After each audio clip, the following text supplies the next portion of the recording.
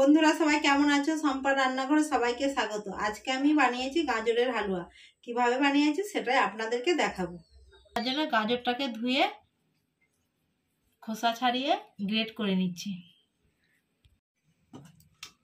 এইভাবে মুখটা আর পেছন দিকটা অংশটা কেটে নিয়ে আমি খোসাটা ছাড়িয়ে নেব। ভালো করে ধুয়ে নিচ্ছি। গাটাকে একটু ছিলে নেব।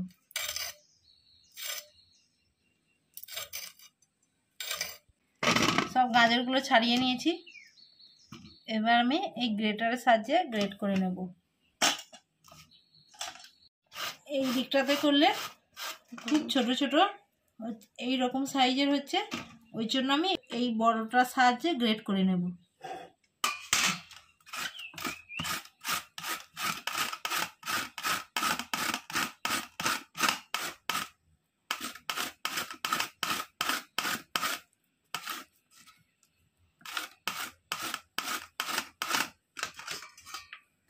খিচুড়ি হচ্ছে। বন্ধুরা দেখুন, এই সাইজটা করলে, এই রকম গ্রেট করলে একদম গলে যাবে, কিছু থাকবে না। তার জন্য একটু বড় বড় করে গ্রেট করে নিচ্ছি। আপনারা চাইলে এই সাইজেরও গ্রেট করে নিতে পারেন। এইভাবে একটু করে নিই।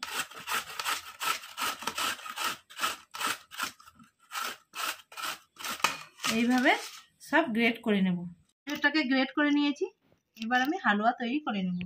1 চা চামচ পরিমাণে ঘি দিয়ে দিচ্ছি। 1 চামচ পরিমাণে ঘি দিয়েছি। আগে আমি কাজু কিশমিশটাকে ভেজে নিচ্ছি।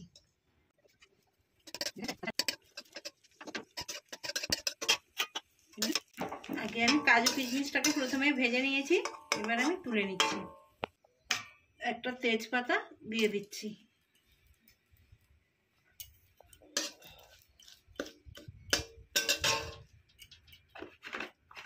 দিয়ে দিয়েছি।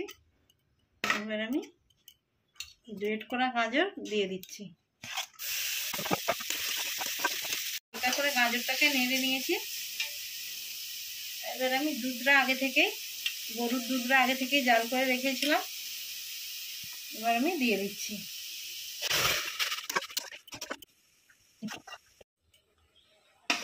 স্বাদ মতো চিনি দিয়ে দিচ্ছি।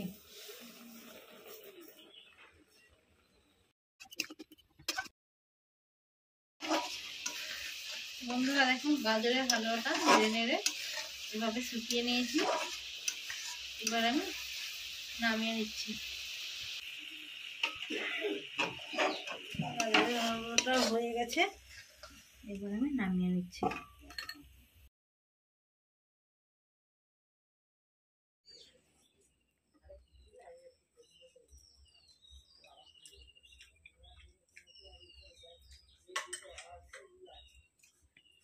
বন্ধুরা, গাজরের হালুয়াটা দারুণ হয়েছে।